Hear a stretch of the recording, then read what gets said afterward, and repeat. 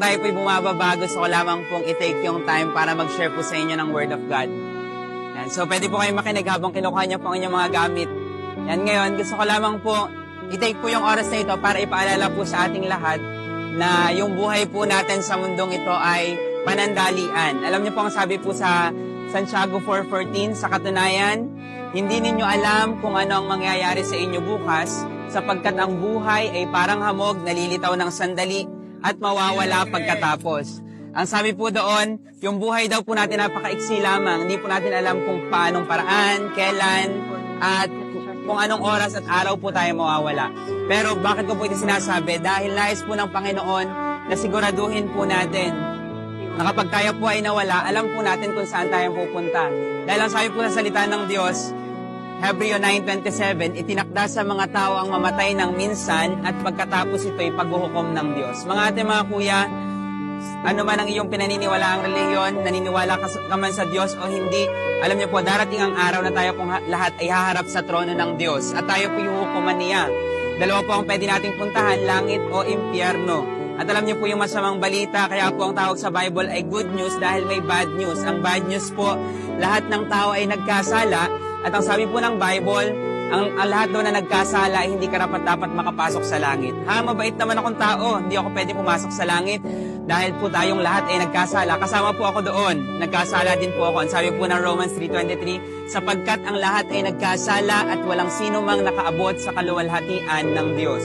Ikaw, ako, ang bawat isa po sa atin ay nagkasala. Ibig sabihin, lahat po tayo karapat-dapat sa kaparusahan sa hell. Anumang maliit o malaking kasalanan ng iyong nagawa, sa mata po ng Panginoon, pareha-parehas po iyong kasalanan. Ngayon, ang sabi po ng Romans 6:23, sapagkat kamatayan ang kabayaran ng kasalanan, ngunit ang libreng kaloob ng Diyos ay buhay na walang hanggan sa pamamagitan ni Kristo Jesus na ating Panginoon. Sabi po doon, hindi daw po pala libreng magkasala, may bayad daw po pala yung sin. Ano po yung bayad? Kamatayan po. Hindi lang po physical death, kundi kamatayang pangwalang hanggan sa impyerno. Ngayon mga ate, mga kuya, totoo po ang langit, totoo po ang impyerno. Huwag po nating antayin na makita muna natin ito bago tayo maniwala. Ngayon po ang panahon na tayo po tumalima sa Diyos dahil alam niyo po ang lahat po na nakulong sa lugar po ng kaparusahan sa impyerno ay wala na pong pag-asang makalabas. Ang impyerno po ay lugar na maraming entrance pero wala pong exit kahit isa. Ngayon po ang oras habang tayo po malakas, habang tayo humihinga, habang tayo may energy, tayo po tumawag sa Panginoon. Alam niyo po, ito po yung good news. Bagaman tayo po karapat dapat mapunta sa impyerno, mahal ka ng Panginoon at ayaw niyang mapunta ka sa impyerno. Alam niyo po, sabi po sa John 3:16, sapagkat gayon na lamang ang pag-ibig ng Diyos sa sangkatauhan, kaya't ibinigay niya ang kanyang kaisa-isang anak upang ang sino mang sumampalataya sa kanya ay hindi mapahamak kundi magkaroon ng buhay na walang hanggan. Ang sabi po doon, ganun na daw tayo kamahal ni Lord, na ibinigay niya ang kanyang nag-iisang anak. Ang name po ng anak ng Diyos ay si Jesus. Ba't niya binigay si Jesus? Para po siyang mamatay, siya po ang parusahan, siya po ang ipako sa krus para hindi tayo maparusahan sa hell.